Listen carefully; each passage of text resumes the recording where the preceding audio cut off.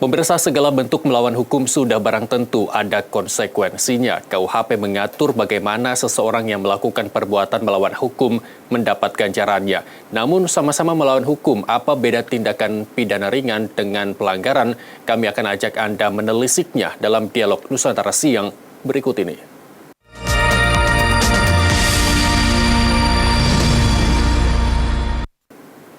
Sudah bergabung bersama kami pakar hukum pidana Bapak Abdul Fikar Hajar. Selamat siang Pak Fikar. Selamat siang Mas Irsal. Terima kasih telah bergabung bersama kami di Nusantara TV. Pak Fikar, sepengetahuan masyarakat awam, tindak pidana ya perbuatan melawan hukum begitu ya. Tapi apa penjelasan dari keilmuan hukum, apa yang dimaksudkan dengan tindak pidana ringan atau yang biasa kita sebut dengan tipiring begitu Pak? Ya, tindak pidana itu dalam bahasa sehari-hari sebenarnya diterjemahkan sebagai kejahatan, ya. Kejahatan, ada kejahatan yang berat dan ada kejahatan yang itu. Nah, kejahatan yang ringan itu seringkali juga dipakai istilah pelanggaran, ya, umpamanya melanggar aturan-aturan mengenai lalu lintas, ya, mengenai berdagang di pinggir jalan dan sebagainya. Itu lebih disebut sebagai pelanggaran, meskipun sebenarnya juga dia pelanggaran hukum juga gitu. Tapi kejahatan yang disebut dengan kejahatan adalah pelanggaran yang sedemikian rupa sehingga dia bertentangan dengan kepentingan hukum. Kepentingan hukum itu luas, ya.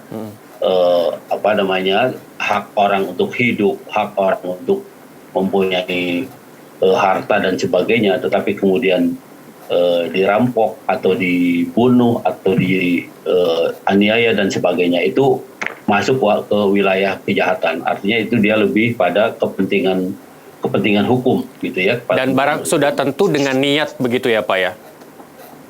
Oh ya, kalau kan gini, kalau larinya ke kejahatan ya itu pasti ada niatnya ya. Nah, dari niat ini kan bisa dipilah menjadi apakah ada kesengajaan atau karena kelalaiannya saja. Nah, kalau orang menabrak orang lain di tengah lalu lintas itu bisa dipastikan, ya, mungkin nggak sengaja, bukan mungkin, pasti itu karena kelalaian gitu, kelalaian mengendarai mobil kemudian menyebabkan tabrakan dan kemudian ada orang yang meninggal gitu. Pasti itu tidak dikehendaki gitu. Artinya itu kelalaian. Tetapi ada juga kejahatan yang memang dikehendaki, dilakukan dengan sengaja, ya, umpamanya mencuri, ya, merusak rumah orang lain, menggarong, ya, mengambil barang orang lain dan sebagainya, atau menodong di jalanan, gitu ya. Nah itu sudah jelas, itu pasti kejahatan, tidak bisa disebut sebagai pelanggaran. Gitu. Nah, karena itu pelanggaran itu lebih ditekankan pada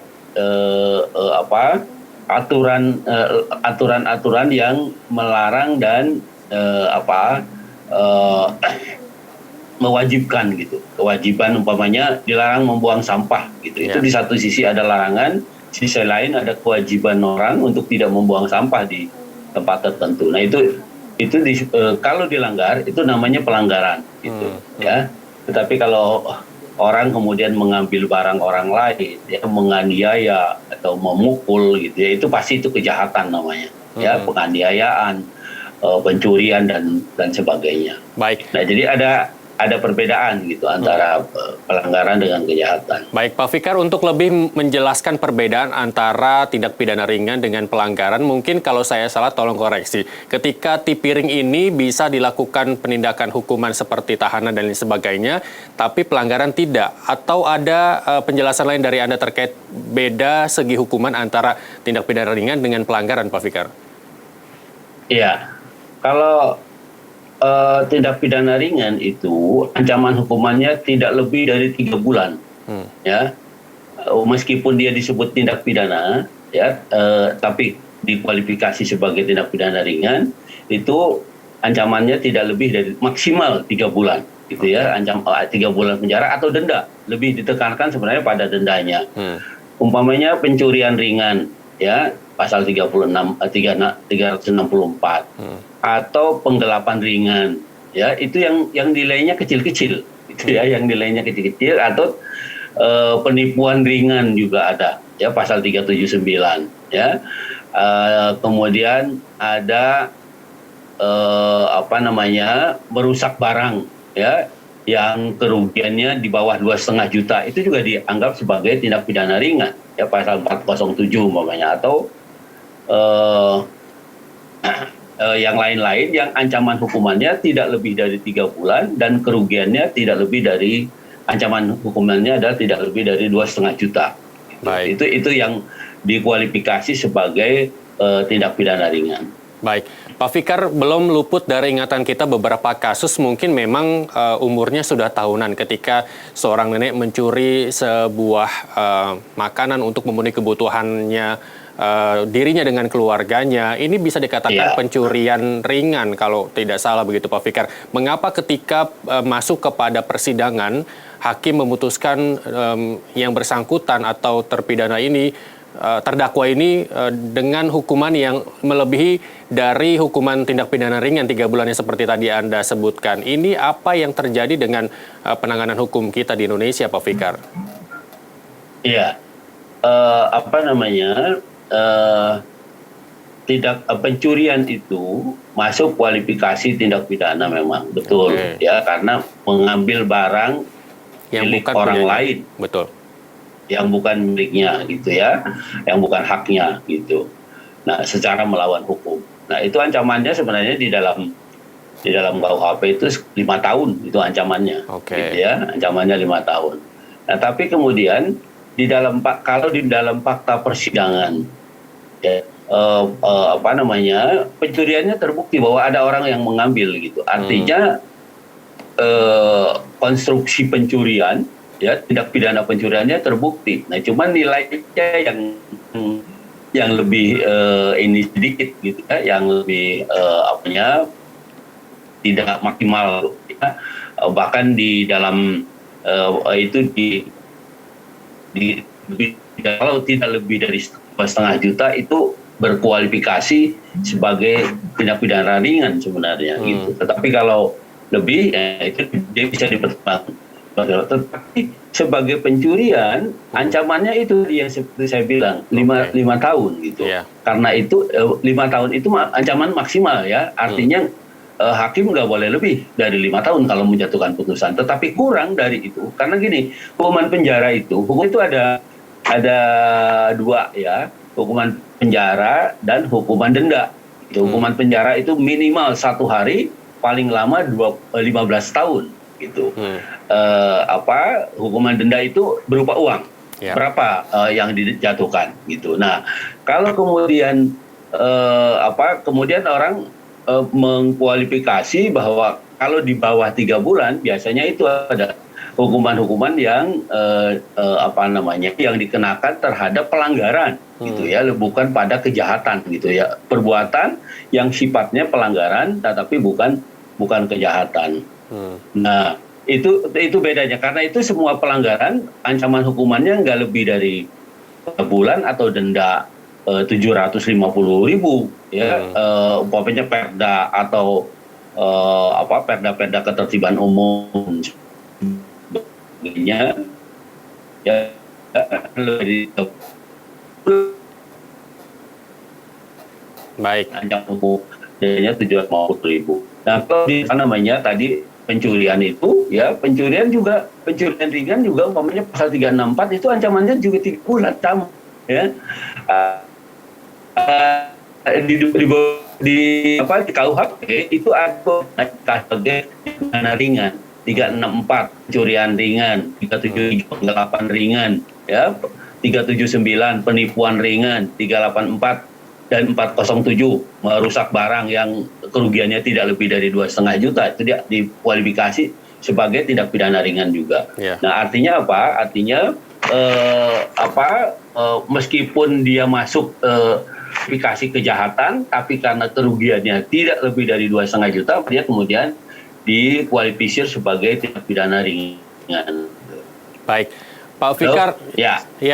ketika tadi Anda mengatakan sebuah tindak pidana ringan, dikatakan juga meski ringan sebagai kejahatan, terus kemudian sama dengan pelanggaran karena sama-sama melanggar undang-undang, apakah itu artinya bahwa setiap orang yang melanggar ketentuan disebut orang yang melakukan tindak kejahatan? Kalau keliru, tolong dikoreksi Pak Fikar. Iya, bedanya ya, kejahatan dengan pelanggaran. Pelanggaran itu hukumannya ancamannya adalah denda.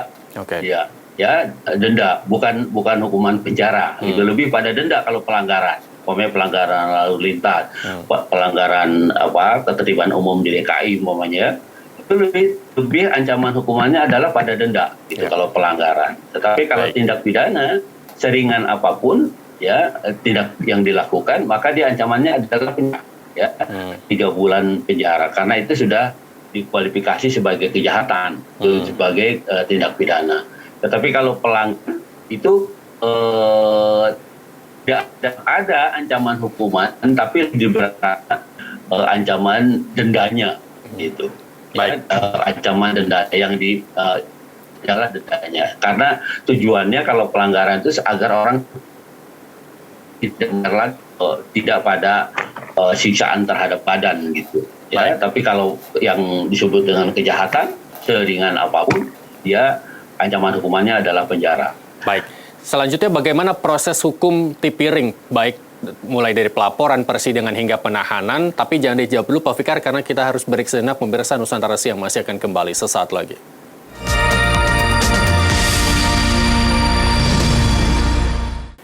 Anda kembali bersama kami di Nusantara Siang, masih bersama pakar hukum pidana Pak Fikar. Kalau bicara soal proses hukum tindak pidana ringan, mulai dari pelaporan, persidangan hingga penahanan, apa yang membedakan dengan tindak pidana yang biasa dengan tipiring ini, Pak Fikar?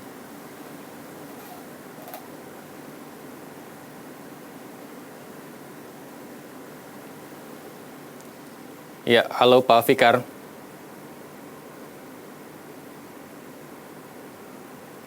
Ya, nampaknya kita terkendala gangguan jaringan dari sambungan Zoom pada siang hari ini.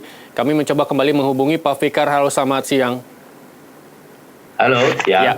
Pak Fikar, mungkin ada ada kesalahan jaringan. Ketika tadi saya mengatakan bahwa apakah ada proses penanganan hukum tindak pidana ringan ini terkait pelaporan, persidangan, hingga penahanan dengan tindak pidana yang biasa. Bagaimana prosesnya, Pak Fikar?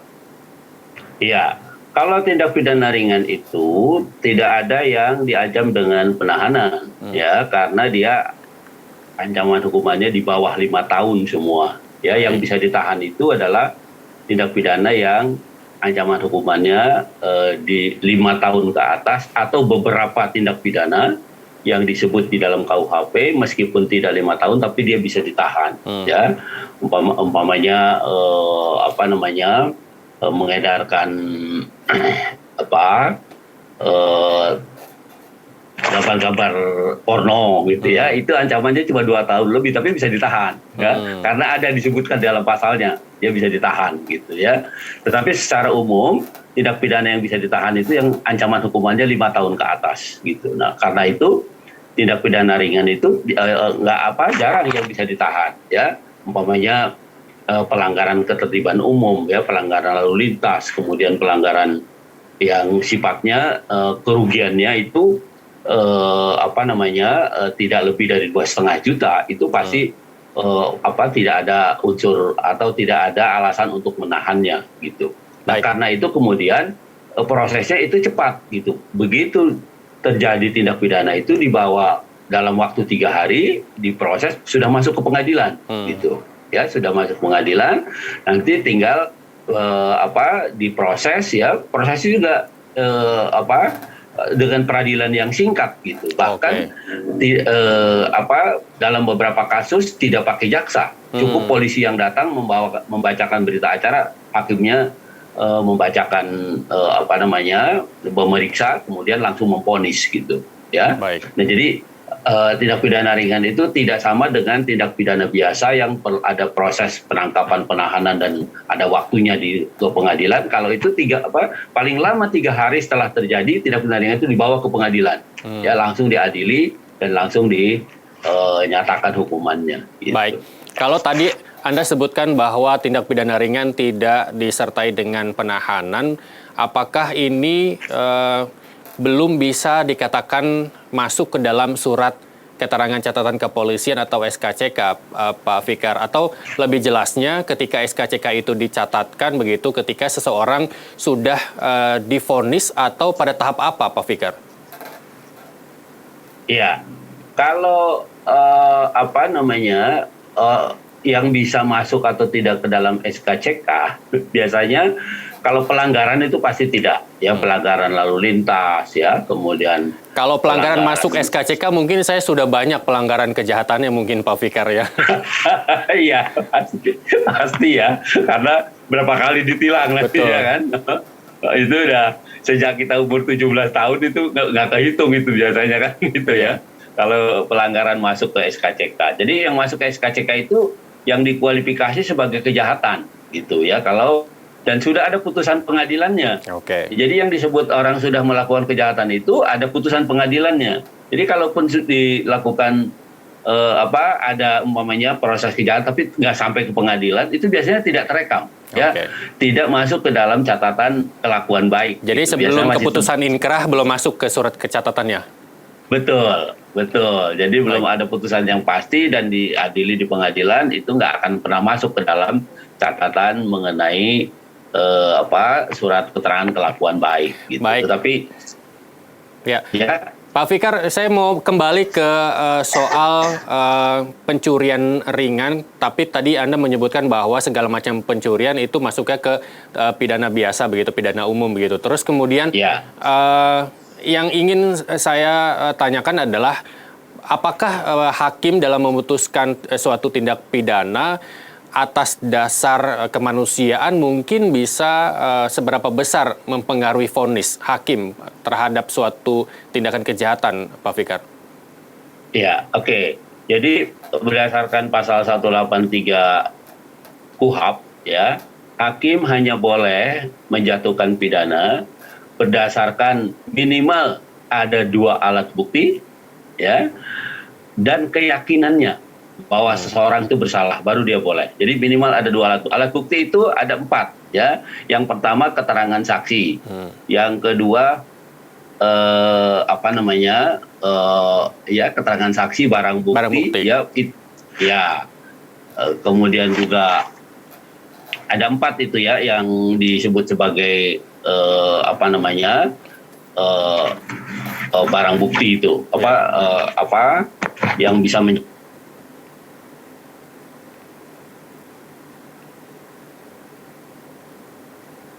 Ya.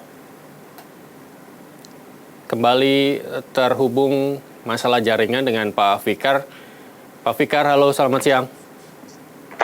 Halo. Ya, halo. Pak Fikar, agak terputus hubungannya tadi. Apa selanjutnya yang mungkin bisa Anda jelaskan terkait dengan alat bukti yang bisa menjadi latar belakang hakim menentukan vonis?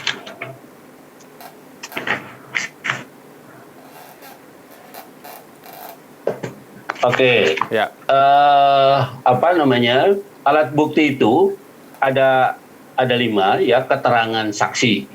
Ya, jadi kalau ada seorang melakukan sesuatu dan ada orang lihat, maka keterangan orang yang melihat itu bisa dijadikan alat bukti. Ya. Kemudian juga keterangan ahli. Nah, misalnya kalau ada pembunuhan umpamanya, sejauh mana pembunuhan itu memang terbunuh karena tindakan seseorang atau karena penyakitnya. Nah, itu ahli yang akan menjelaskan. Nah, keterangan ahli ini juga sebagai alat bukti. Nah, alat bukti juga umpamanya surat. Ya, surat umpamanya yang menjelaskan seseorang itu tidak sehat, umpamanya akalnya atau ininya, atau surat lain ya. Surat yang menyatakan bahwa menunjukkan bahwa ada relasi yang tidak baik antara seseorang dengan korban umpamanya. Nah, itu juga bukti surat gitu ya, atau juga surat dari instansi-instansi yang berwenang. Nah, kemudian yang berikutnya adalah hakim juga bisa mengambil alat bukti dari petunjuk. Nah, petunjuk itu kesesuaian antara satu alat bukti dengan alat bukti lain. Umpamanya antara keterangan saksi satu dengan keterangan saksi lain. Umpamanya dalam satu tindak pidana pembunuhan orang saksi ya kan cuma satu gitu. Tetapi bisa dirangkaikan bahkan tidak melihat kejadiannya juga, melihatnya pasca kejadian. Nah, keterangan saksi itu bisa dirangkaikan, itu bisa dihubungkan antara keterangan saksi satu dengan keterangan saksi lain. Baik. Akan menjadi yang disebut dengan petunjuk, dan itu juga alat bukti gitu yang Baik. bisa yang bisa oleh hak untuk memutus dan itu keterangan terdakwa sendiri ya, orang yang didakwa melakukan tindak pidana itu juga bisa dijadikan alat bukti. Baik. Meskipun terdakwa itu punya hak untuk ingkar juga ya, untuk tidak mengaku gitu. Iya. Pak Fikar, saya meminta Anda menyaksikan video yang tadi kita putar terkait dengan warga yang menolak untuk dilakukan penertiban. Boleh diputar kembali videonya, mungkin Pak Fikar bisa melihat ketika banyak pengendara yang melanggar, yang sudah jelas-jelas melanggar protokol kesehatan, terus kemudian melanggar kebijakan terkait dengan peminimalisir COVID-19 begitu ya. Ini semua kasusnya yang viral di media sosial ini berujung pada damai. Seringkali seperti itu. Apakah ini bisa dirujuk kepada tindak pidana ringan ketika tadi Anda mungkin Anda belum menyebut bahwa salah satu jenis tindak pidana ringan adalah penghinaan kepada siapapun begitu. Ini termasuk kepada polisi karena mereka melontarkan kata-kata yang tidak pantas begitu ya, kata kasar dan lain sebagainya. Anda melihatnya seperti apa? Ya betul, bahwa salah satu tindak pidana ringan itu adalah penghinaan, ya penghinaan ringan. Ada juga itu, ya penghinaan ringan itu pasal 379, ya penghinaan ringan. Nah oke. Nah kalau kemudian orang tidak mau, apa tadi pertanyaannya lupa? Ya, seringkali kejadian seperti ini berujung pada damai.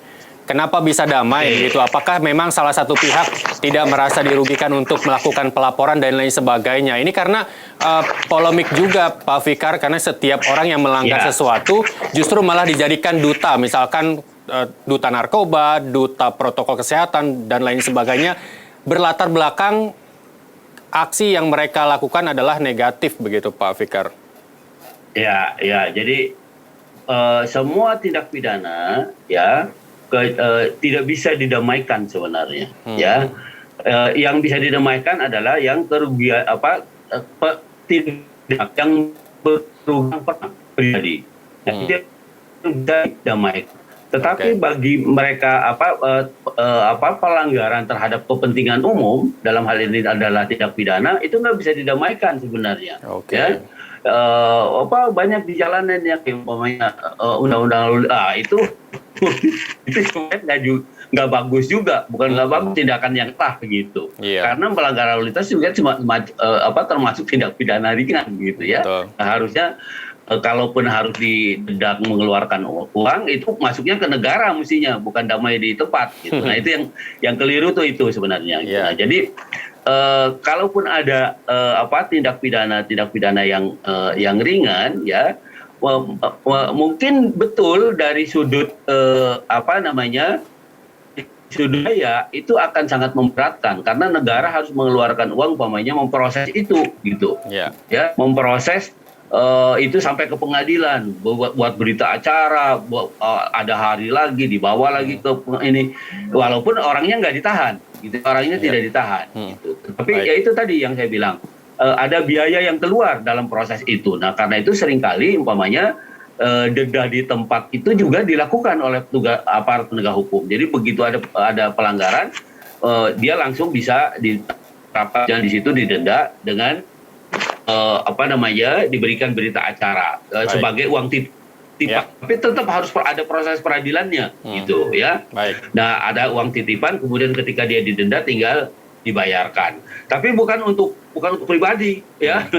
Dendanya yang diberikan kepada petugas itu bukan untuk pribadi, tapi untuk negara, titipan untuk membayar denda kepada negara gitu. Karena yang sudah dilakukan adalah tindak pidana ya, pelanggaran lalu lintas, pelanggaran kejahatan yang lain yang ringan umpamanya ya, atau perda segala macam. Nah itu bukan titipan uang itu bukan dimaksudkan untuk diberikan kepada petugasnya, itu keliru ya. Kalau itu terjadi itu udah kejahatan sendiri. Baik. Ya, artinya itu ada penguapan dan sebagainya gitu. Udah kejahatan sendiri deh. Ya, Pak Fikar.